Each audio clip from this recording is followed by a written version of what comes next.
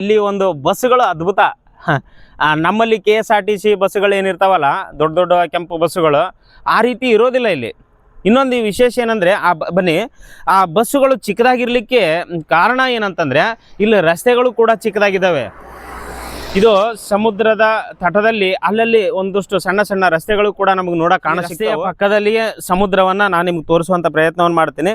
ಇನ್ನೊಂದು ಏನಂದ್ರೆ, ನೀವು ಪ್ರವಾಸಿಗರು ಏನಾದರೂ ಬಂತು ಅಂದ್ರೆ ಅಥವಾ ನೋಡುಗರು ಏನಾದರೂ ಬಂತು ಅಂತಂದ್ರೆ ಇಲ್ಲಿ ಸಮುದ್ರದ ತಟದಲ್ಲಿ ಭಾಳ ಜೋಕಿ ಆಗಿರಬೇಕು.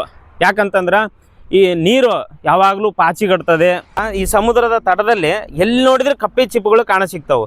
ಭಾಳ ಅದ್ಭುತವಾದ ಕಪ್ಪೆ ಚಿಪ್ಪುಗಳು ಸಿಗ್ತಾವೆ. ನಾನು ತೋರಿಸ್ತೀನಿ ನಿಮ್ಗೆ, ಬರೀಲಿ.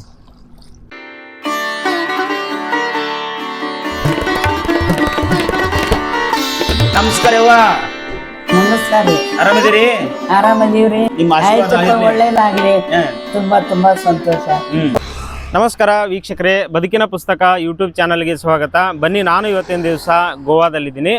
ಗೋವಾದ ಓಲ್ಡ್ ಗೋವಾಕ್ಕೆ ಹೋಗ್ತಕ್ಕಂತಹ ದಾರಿಯ ಮಧ್ಯದಲ್ಲಿದ್ದೀನಿ. ಇಲ್ಲಿ ನೋಡಿ, ಬಸ್ ಸ್ಟ್ಯಾಂಡ್ಗಳು ನೋಡ್ರಿ ಹೆಂಗದವ, ಅಲ್ಲೆಲ್ಲ ಇಳ್ಕೊಳ್ಳಿಕ್ಕೆ. ಅಂದರೆ ಈ ರೋಡಿನ ಪಕ್ಕದಲ್ಲಿರ್ತಕ್ಕಂಥ ಅಲ್ಲಲ್ಲಿ ಸಣ್ಣ ಪುಟ್ಟ ಊರುಗಳು ಕೂಡ ಇರ್ತಾವ. ಹಾಗೆ ನೋಡಿ, ಸಮುದ್ರವೂ ಕೂಡ ನಮಗಿಲ್ಲಿ ನೋಡ್ಲಿಕ್ಕೆ ಕಾಣ ಸಿಗುತ್ತೆ. ಆಮೇಲೆ ನಿಮಗೆ ನೋಡ್ರಿ, ಬರೀ ಬಸ್ ಸ್ಟ್ಯಾಂಡ್ ತೋರಿಸ್ತೀನಿ. ಆ ರಸ್ತೆಯ ಪಕ್ಕದಲ್ಲಿ ಚಿಕ್ಕ ಚಿಕ್ಕ ಬಸ್ ಸ್ಟ್ಯಾಂಡ್ಗಳು ಕೂಡ, ನಿಲ್ದಾಣಗಳು ಕೂಡ ನಮ್ಗೆ ನೋಡೋಕೆ ಕಾಣ ಸಿಗ್ತಾವೆ. ಇನ್ನೊಂದು ಏನಂದ್ರೆ, ಇಲ್ಲಿ ಒಂದು ಬಸ್ಸುಗಳು ಅದ್ಭುತ. ನಮ್ಮಲ್ಲಿ KSRTC ಬಸ್ಸುಗಳು ಏನಿರ್ತಾವಲ್ಲ, ದೊಡ್ಡ ದೊಡ್ಡ ಕೆಂಪು ಬಸ್ಸುಗಳು ಆ ರೀತಿ ಇರೋದಿಲ್ಲ ಇಲ್ಲಿ. ಇನ್ನೊಂದು ವಿಶೇಷ ಏನಂದರೆ, ಬನ್ನಿ, ಆ ಬಸ್ಸುಗಳು ಚಿಕ್ಕದಾಗಿರಲಿಕ್ಕೆ ಕಾರಣ ಏನಂತಂದರೆ ಇಲ್ಲಿ ರಸ್ತೆಗಳು ಕೂಡ ಚಿಕ್ಕದಾಗಿದ್ದಾವೆ.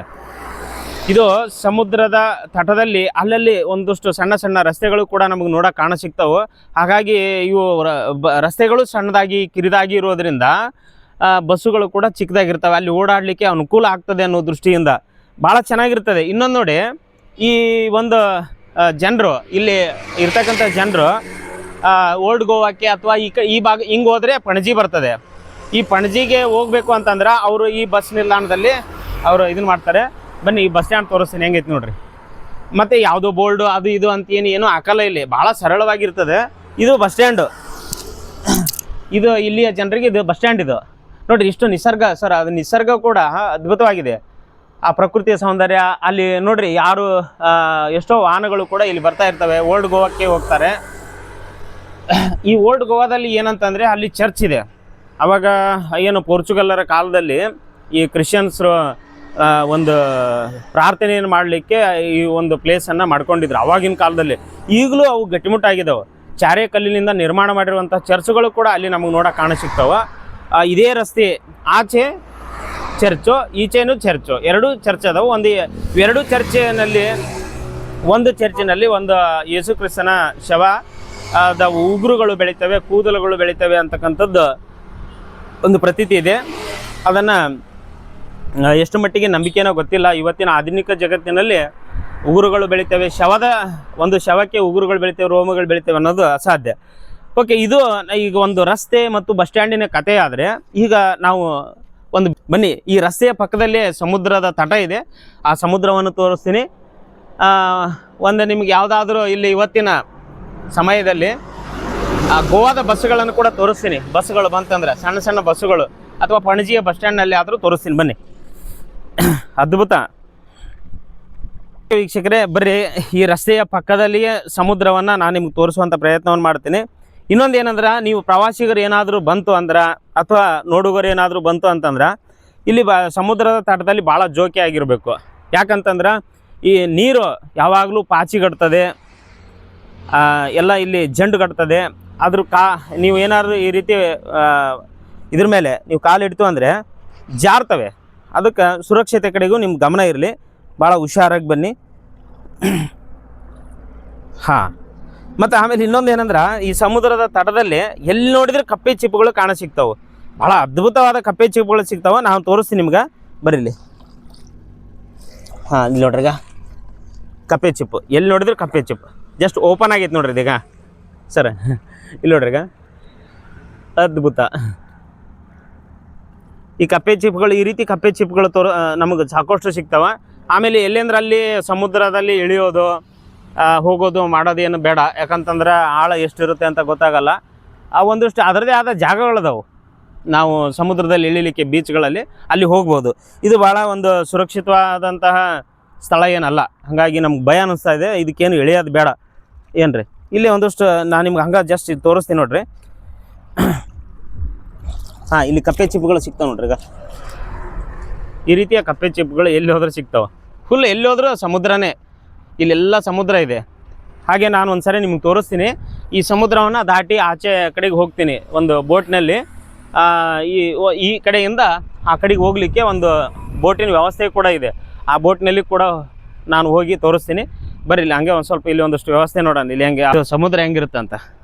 ಸಮುದ್ರದ ಈಗ ನೀವು ತಟದಲ್ಲಿ ಬಂತು ಅಂದ್ರೆ ಎಲ್ಲಿ ನೋಡಿದ್ರು ಕಪ್ಪೆ ಚಿಪ್ಪುಗಳು ನಮಗೆ ನೋಡಕ್ಕೆ ಸಿಗ್ತಾವೆ.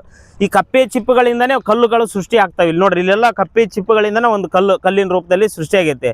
ಇನ್ನೊಂದು ಏನಾದರೂ ಕಲ್ಲು ಏನಾದರೂ ಬಿತ್ತು ಅಂದ್ರೆ ಆ ಕಲ್ಲಿನ ಸುತ್ತಲೂ ಕಪ್ಪೆ ಚಿಪ್ಪುಗಳು ಅಂಟ್ಕೊಂಡ್ಬಿಡ್ತಾವೆ. ಅದೊಂದು ಜೀವಿ ಅದು. ಹಾಗಾಗಿ ಇದು ನೋಡ್ರಿ ಸಮುದ್ರ, ಗೋವಾದ ಸಮುದ್ರ. ಆಮೇಲೆ ಈ ನೀರು ಸಿಹಿಯಾಗಿರಲ್ಲ, ಇದನ್ನು ಕೂಡ ನಾನು ತೋರಿಸ್ತೀನಿ ನಿಮ್ಗೆ. ಇದು ಉಪ್ಪುಪ್ಪಾಗಿರುತ್ತೆ.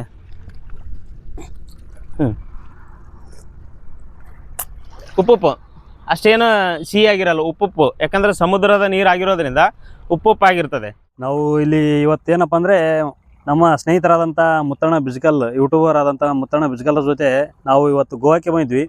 ಇಲ್ಲಿ ಗೋವಾದ ಒಂದು ವಾತಾವರಣವನ್ನು ನೋಡಿದರೆ ತುಂಬ ಏನಪ್ಪ ಅಂದರೆ ಚೆನ್ನಾಗಿ ಅನಿಸ್ತದೆ. ನಮ್ಮ ಹೆಸರು ಏನಪ್ಪ ಅಂದ್ರೆ ಮಾರುತೇಶ ಹಟ್ಟಿ, ಅಂದರೆ ನಾವು ಯಲಬುರ್ಗಿ ತಾಲೂಕಿನಿಂದ ಯಾಪದಿನಿ ಗ್ರಾಮದಿಂದ ಬಂದಿದ್ವಿ. ಇಲ್ಲಿ ನಾವು ಯೂಟ್ಯೂಬರ್ ಮುತ್ತಣ್ಣವ್ರ ಜೊತೆ ಬಂದಾಗ ಇಲ್ಲಿ ಗೋವಾ ಹೇಗಿದೆ, ಗೋವಾದ ಒಂದು ವಾತಾವರಣ ಹೇಗಿದೆ, ಗೋವಾದ ಒಂದು ರಸ್ತೆಗಳು ಹೇಗಿವೆ ಅನ್ನೋದನ್ನು ನಾವು ಇಲ್ಲಿ ಏನು ಮಾಡ್ತಾ ಇದ್ದೀವಪ್ಪ ಅಂದರೆ ತಿಳಿಪಡಿಸ್ತೀವಿ.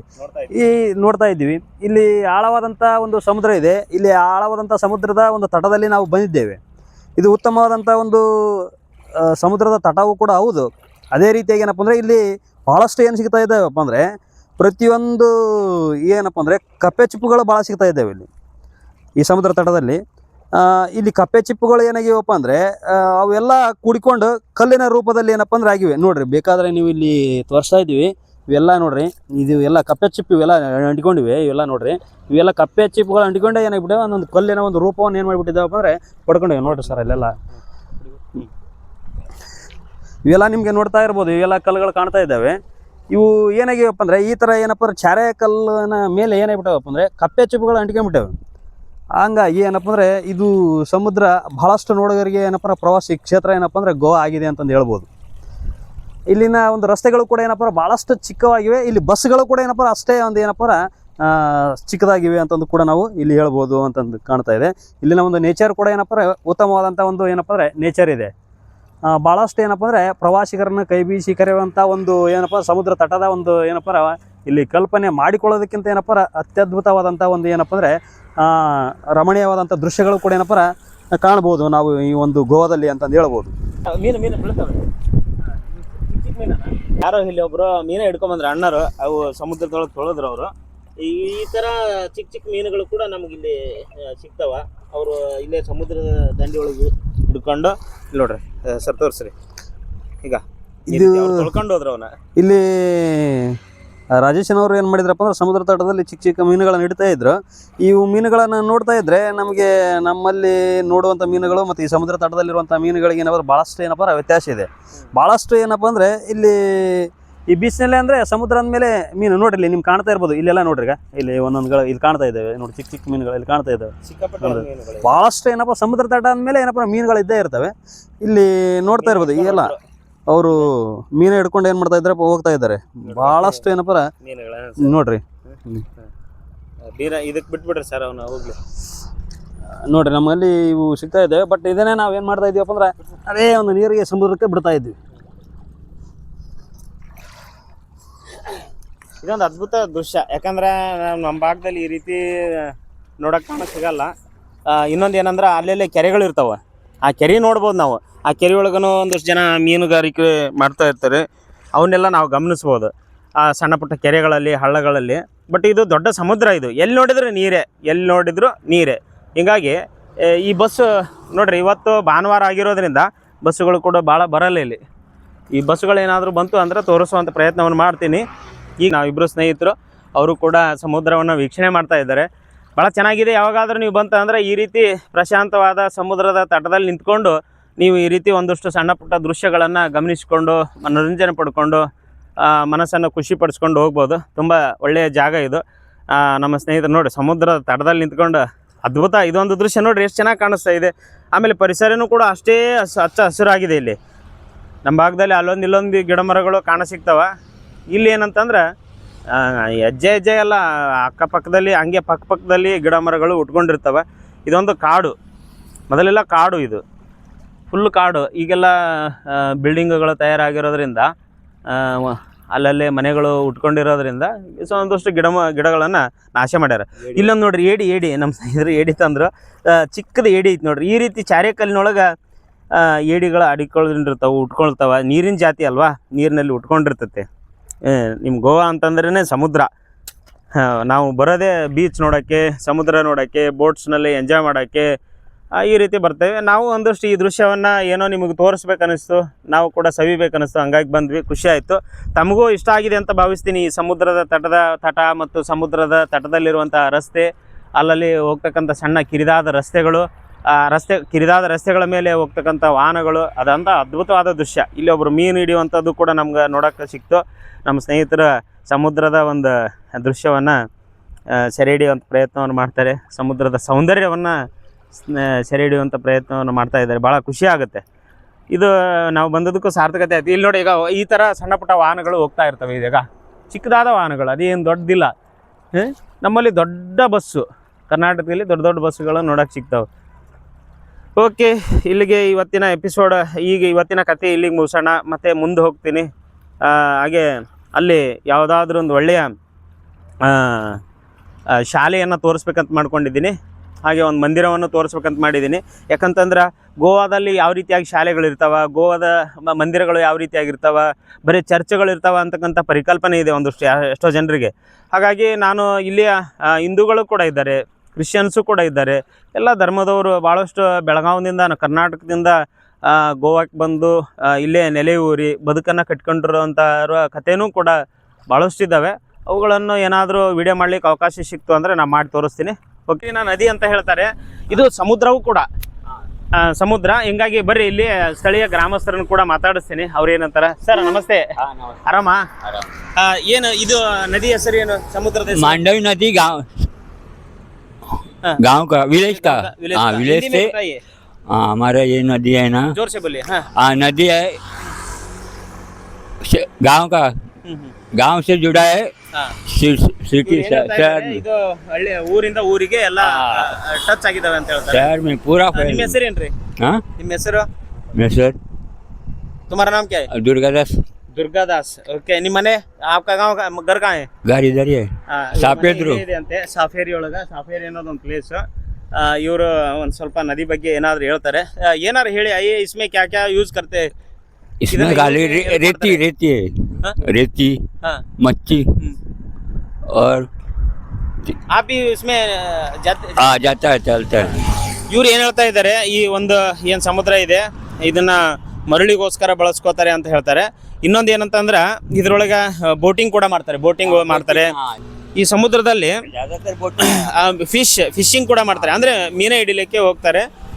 ಇದನ್ನು ಮರಳು ಮತ್ತು ಮೀನ ಹಿಡಿಲಿಕ್ಕೆ ಜಾಸ್ತಿ ಬಳಕೆ ಮಾಡ್ತಾರೆ. ಹಾಗಾಗಿ ಇದು ಇವರಿಗೆ ಭಾಳ ಉಪಯೋಗ. ನಿಮ್ಮನೆ ಅಲ್ಲಿದೆ? आपका घर कहाँ? उधर है साफेरी में. अच्छा, आपका काम क्या है?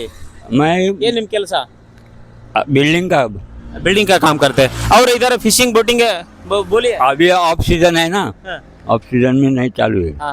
ಇವ್ರು ಏನು ಹೇಳ್ತಾ ಇದ್ದಾರೆ, ಈ ಒಂದು ಮಳೆಗಾಲದ ಸಂದರ್ಭದಲ್ಲಿ ಫಿಶಿಂಗ್ ಮಾಡೋದು, ಬೋಟಿಂಗ್ ಮಾಡೋದು ತುಂಬ ಕಡಿಮೆ. ಈ ಬೇಸಿಗೆ ದಿನಗಳಲ್ಲಿ ಫಿಶಿಂಗ್, ಬೋಟಿಂಗ್ ಇವೆಲ್ಲ ಮಾಡ್ತಾರೆ. ಯಾಕಂದ್ರೆ ಅವಾಗ ಮಳೆ ಆಗಲ್ಲ, ಆಮೇಲೆ ನೀರು ಕೂಡ ಹೆಚ್ಚಿಗೆ ಬರೋದಿಲ್ಲ. ಈ ಒಂದೇ ಲೆವೆಲ್ ಆಗಿರುತ್ತೆ ಆ ಬೇಸಿಗೆ ದಿನಗಳಲ್ಲಿ. ಈ ಮಳೆಗಾಲದ ಸಂದರ್ಭದಲ್ಲಿ ಭಾಳ ನೀರು ಉಕ್ಕಿ ಬರೋದ್ರಿಂದ, ಆಮೇಲೆ ಮಳೆ ಆಗ್ತಕ್ಕಂಥ ಸಂದರ್ಭದಲ್ಲಿ ಮೀನು ಹಿಡಿಯೋದು, ಉಸುಕು ತೆಗೆಯೋದು ತುಂಬ ಕಷ್ಟ ಅಂತ ಹೇಳಿದರು. ತುಂಬ ಧನ್ಯವಾದಗಳು ಅವ್ರಿಗೆ, ಯಾಕಂದ್ರೆ ಒಳ್ಳೆ ಮಾಹಿತಿ ಕೊಟ್ಟರು. ಸ್ಥಳೀಯರಿಗೆ ಭಾಳ ಒಳ್ಳೆ ಮಾಹಿತಿ ಇರುತ್ತೆ. ಥ್ಯಾಂಕ್ ಯು ಅಣ್ಣ. ಥ್ಯಾಂಕ್ ಯು, ನಮಸ್ತೆ. ನಾವು ಕರ್ನಾಟಕದಿಂದ ಬಂದಿದ್ದೀವಿ. ಥ್ಯಾಂಕ್ ಯು, ಬಾಯ್ ಸರ್, ಬಾಯ್. ಬಾಯ್. ಈಗ ಏನು ಸ್ಥಳೀಯರು ಹೇಳಿದ್ರಲ್ಲ, ಅವರು ಇದೊಂದು, ನಾನು ಸಮುದ್ರ ಅಂದ್ಕೊಂಡೆ ಇದನ್ನು, ಇದು ಅವ್ರ ಭಾಗಕ್ಕೆ ನದಿ ಅಂತ ಹೇಳ್ತಾರೆ. ಹಾಗಾಗಿ ಅವರು ಇಲ್ಲಿ ಇದ್ರೊಳಗೆ ಫಿಶಿಂಗ್ ಮಾಡೋದು, ಮರಳು ತೆಗೆಯೋದು, ಅಂದರೆ ಉಸುಕು ತೆಗೆಯೋದು ಎಲ್ಲ ಮಾಡ್ತಾರೆ.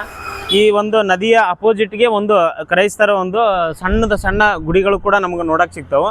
ಬರೀ ಅದನ್ನು ಕೂಡ ನಾನು ತೋರಿಸ್ತೀನಿ ನಿಮ್ಗೆ. ತುಂಬ ಗಾಡಿಗಳು ಇಲ್ಲಿ ಬರ್ತಾ ಇರ್ತವೆ. ಓಕೆ, ಇಲ್ಲಿ ನೋಡ್ರಿ, ಇದು ಒಂದು ಕ್ರೈಸ್ತರ ಒಂದು ಟೆಂಪಲ್, ಸಣ್ಣ ಟೆಂಪಲ್. ಅವರು ಕೂಡ ಹೂವು ಈ ರೀತಿ ಬಂದು ಇಲ್ಲಿ ಜಾಸ್ತಿ ಅವ್ರು ಮೇಣದ ಬತ್ತಿಯನ್ನು ಬಳಸ್ತಾರೆ. ಈಗ ಬಸ್ ಹೊಂಟಿತ್ತು ನೋಡ್ರಿ, ಈ ಥರ. ಈಗ ಇಲ್ಲಿ ಐತೆ ನೋಡ್ರಿ, ಇದೇ ಸಣ್ಣ ಬಸ್ಸು ಅದ ಸರ್, ಸಣ್ಣ ಬಸ್ ಇಲ್ಲಿ ಹೊಂಟವಲ್ಲ ಸರ್. ಆ ಸಣ್ಣ ಬಸ್ಸುಗಳು ಇಲ್ಲಿ ನಮಗೆ ಭಾಳಷ್ಟು ನೋಡೋಕೆ ಕಾಣ ಸಿಗ್ತಾವೆ. ಇವರು ನಾವೇನು ನಮ್ಮ ಭಾಗದ ಕಡೆಗೆ ತುಪ್ಪದ ದೀಪ ಅಥವಾ ಕಡ್ಲಿಕಾಳು ದೀಪ ಅಥವಾ ಉದ್ದಿನ ಕಡ್ಡಿ ಹಚ್ಚೋದು ಒಂದು ನಮ್ಮ ಕಡೆಗೆ ಒಂದು ಪ್ರತೀತಿ. ಆದರೆ ಇಲ್ಲಿ ಏನಂದರೆ ಇವರು ಮೇಣದ ಬತ್ತಿಯನ್ನು ಹಚ್ತಾರೆ. ಇಲ್ಲಿ ಮೇಣದ ಬತ್ತಿಯನ್ನು ಹಚ್ಚೋದೇ ಇವರು ಜಾಸ್ತಿ ಒಂದು ರೂಢಿ.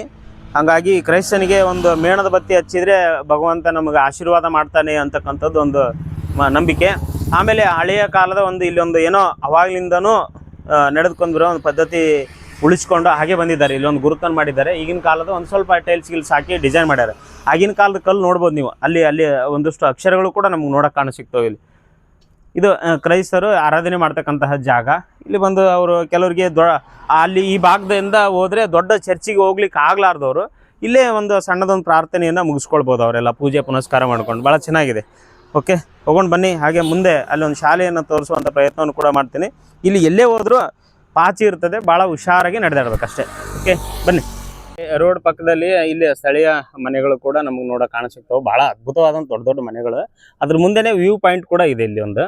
ಅದು ವ್ಯೂ ಪಾಯಿಂಟ್, ಸಮುದ್ರವನ್ನು ನೋಡಲಿಕ್ಕೆ ಒಂದು ಒಳ್ಳೆಯ ವ್ಯೂ ಪಾಯಿಂಟ್. ಇನ್ನೊಂದು ಅಲ್ಲಲ್ಲಿ ರೋಡಿನ ಪಕ್ಕದಲ್ಲಿ ಈ ರೀತಿ ಒಂದು ಸಣ್ಣ ಪಾನ್ ಶಾಪ್ ರೀತಿಯಲ್ಲಿ ಹೋಟೆಲ್ಗಳು ಇವೆಲ್ಲ ನಮ್ಗೆ ಇಲ್ಲಿ ನೋಡ್ಬೋದು ನಾವು. ಈ ಪ್ರವಾಸಕ್ಕೆ ಬಂದಾಗ ಈ ವಿಶ್ರಾಂತಿ ಸ್ವಲ್ಪ ಸಣ್ಣದು ಏನಾದರೂ ಸೇವನೆ ಮಾಡ್ತೀನಿ, ನಾಷ್ಟ ಮಾಡ್ತೀನಿ ಅನ್ನೋರಿಗೆ ಇಲ್ಲಿ ಈಗ ನೋಡ್ರಿ, ಈಗ ಇಲ್ಲಿ ಜನ ಇಲ್ಲಿ ಸಾಮಾನ್ಯವಾಗಿ ಸಮುದ್ರದ ದಂಡಿಗೆ ಹೋಗಿ ಬರ್ತಾ ಇರ್ತಾರೆ. ಇಲ್ಲಿ ನೋಡ್ರಿ, ಈ ಮನೆ ಹೆಂಗೈತಿ ಈಗ, ಅದ್ಭುತ. ಸಮುದ್ರದ ದಂಡೆಯಲ್ಲಿರುವ ಮನೆಗಳು ಇವೆಲ್ಲ ಸಮುದ್ರದ ದಂಡಿಗೆ ಇರ್ತಾವ. ಮತ್ತೆ ಇನ್ನು ನೋಡಿ, ಈ ರಸ್ತೆನೂ ಕೂಡ ಸಮುದ್ರದ ದಂಡಿಗೆ ಇದೆ. ಈ ರಸ್ತೆ ಸಮುದ್ರದ ದಂಡಿಗೆ ಇದೆ. ಇಲ್ಲಿ ಆ ಕಡೆ ಕಾಣ್ತಾ ಇರೋದೆಲ್ಲ ಸಮುದ್ರ. ಇಲ್ಲಿ ನೋಡ್ರಿ, ಅಂತ ಅರಮನೆ ಅಂತ ಮನೆಗಳು ಇವೆಲ್ಲ. ಈಗ ಯಾರೂ ಇಲ್ಲ, ಅವರೆಲ್ಲ ಫಾರಿನ್ಗೆ ಹೋಗ್ಬಿಟ್ಟಿರ್ತಾರಂತೆ. ಮತ್ತೆ ಉಳಿದವರ ಅಜ್ಜ ಅಜ್ಜಿ ಮಾತ್ರ ಇಲ್ಲಿರ್ತಾರೆ. ಅವ್ರನ್ನ ಒಂದಷ್ಟು ಸೇವಕರನ್ನ ಕೂಡ ಮನೆಯಲ್ಲಿ ಇಟ್ಕೊಂಡಿರ್ತಾರೆ ಇಂಥ ದೊಡ್ಡ ಮನೆಗಳಲ್ಲಿ. ಯಾಕಂದ್ರೆ ಅವ್ರಿಗೆ ವಯಸ್ಸಾಗಿರುತ್ತೆ. ನಮ್ಮ ಕನ್ನಡಿಗರೇ ಇರ್ತಾರೆ ಅವ್ರ ಮನೆಯೊಳಗೆ. ಆ ಕನ್ನಡಿಗರು ಅವ್ರನ್ನೆಲ್ಲ ಸೇವೆ ಮಾಡಿ ಅವ್ರನ್ನ ಉಪಚಾರ ಮಾಡುವಂಥ ಪ್ರಯತ್ನ. ನೋಡ್ರಿ, ಈಗ ಈ ರಸ್ತೆಗೆ ಹಚ್ಕೊಂಡೆ ಮನೆ ಇಲ್ಲಿ ಹೋಗ್ಬೋದು. ಈಗ ಇಲ್ಲೇ ಹೋಗಿ ಅವರು ಏನು ಪಾತ್ರೆ ಪಗಡೆ ಬಟ್ಟೆ ತೊಳ್ಕೊಳ್ಳೋದು ಕೂಡ ಮಾಡ್ತಾರೆ. ಇಲ್ಲಿ ಅವರು ಸಣ್ಣ ಒಂದು ಜಾಗ ಬಿಟ್ಕೊಂಡಿರ್ತಾರೆ, ಅಲ್ಲಿ ಅವ್ರು ಹೋಗ್ತಾರೆ. ಹಿಂಗೆ ಹೋದ್ರೆ ಅವ್ರ ಮನೆ. ಅದ್ಭುತ, ವಿಶೇಷ. ಹೋಗೊಂಡು ಬನ್ನಿ. ಪ್ರೀತಿಯ ವೀಕ್ಷಕ ಬಂಧುಗಳೇ, ಇದೇನು ನೀವು ಈಗ ನೋಡ್ತಾ ಇದ್ದೀರಿ, ಇದು ಶಾಲೆ. ಒಳಗಡೆ ಕೂಡ ಹೋಗಿ ನೋಡ್ತೀನಿ. ಇವತ್ತು ಭಾನುವಾರ ಆಗಿರೋದ್ರಿಂದ ಶಾಲೆ ಓಪನ್ ಇಲ್ಲ. ನಾ ಪ್ರತಿ ಸಾರಿ ಬಂದಾಗಲೂ ಇದೇ ಒಂದು ಪರಿಸ್ಥಿತಿ ಆಗುತ್ತೆ. ಈ ಶಾಲೆ ನೋಡ್ಬೇಕಂತ ಆಸೆ ಎಷ್ಟಿದೆ. ಗೋವಾದ ಶಾಲೆಗಳನ್ನು ತೋರಿಸ್ಬೇಕು, ಪ್ರಾಥಮಿಕ ಶಾಲೆಗಳು ಹೆಂಗಿರ್ತಾವ ಅನ್ನೋದನ್ನು ನೋಡಿ. ಎಂಥ ದೊಡ್ಡದು ಈ ಥರ ಕಾಂಪೌಂಡ್ ಹಾಕಿರಲಿಲ್ಲ ಮೊದಲು ಒಂದ್ಸರಿ ಬಂದಾಗ. ಈಗೆಲ್ಲ ದೊಡ್ಡ ಕಾಂಪೌಂಡ್ ಹಾಕ್ಯಾರ. ಇದು ಎಂಟ್ರೆನ್ಸ್ ಈ ಶಾಲೆಗೆ. ಇದು ಊರು ಕೂಡ ಇದೆ ಏನ್ರಿ. ದೇವಸ್ಥಾನ ಕೂಡ ಇದೆ. ಇಲ್ಲೆಲ್ಲ ದೇವಸ್ಥಾನ ಕೂಡ ಇದೆ, ಶಾಲೆ ಕೂಡ ಇದೆ.